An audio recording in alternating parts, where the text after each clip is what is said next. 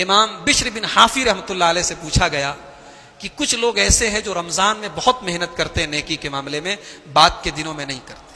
तो इमाम बिश्र बिन हाफी ने जवाब दिया, बिअसल कौम ला यारिफून लिल्लाहि हक्कन इल्ला फी रमजान।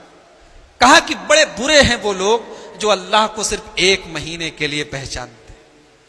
अल्लाह को एक महीने के लिए मत पहचानो मेरे भाइयों। उसकी हवा साल के 12 महीने हमें मिलती है, उसका पानी हमें साल के 12 महीने मिलता है, उसका सूरज हमें साल के 12 महीने रोशनी देता है, उसका चांद, उसका आसमान, उसकी जमीन, उसकी दी हुई दिल की धड़कन, उसकी दी हुई सांसें, उसकी नेमतें हमें जिंदगी की आखिरी सांस तक मिलती हैं। उसकी इबादत को एक महीने के लिए खास मत करो। वाबुद रब्बक हत्ता यातियकल यकीन।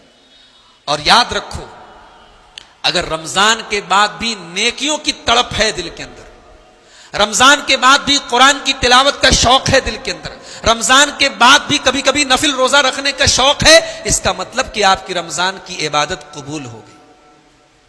उलमा ने यह बात लिखी है, इबादत कबूल होने की अलामत यह भी है कि इबादत के बाद आदमी इबादत पर कंटिन्यू रहे, बरकरार रहे। एक आदमी हज करके आया, हज के दौरान खूब नमाज पढ़ा, हज करके आया, नमाज छोड़ दी, दाढ़ी रखता था, दाढ़ी शेव कराने लगा, तो हाजी साहब तो लोग उसको कह रहे हैं, लेकिन उसका हज अभी रिस्क में है, खतरे में है। इसलिए कि हज अगर कबूल हुआ होता तो हज करने के बाद उसकी जिंदगी में ये चेंजिंग जो आई थी हज के दौरान, ये चेंजिंग बरकरार रहती, कंटिन्यू रहती। तो नेकी करने के बाद रमजान ने अगर आपके अंदर कोई चेंजिंग की है तो ये चेंजिंग मेरे भाइयों साल के 11 महीने रहनी चाहिए। आइए हम अल्लाह से दुआ करें, अल्लाह ताला हमें साल के 12 महीने अपनी बंदगी करने की तौफीक नसीब फरमाए।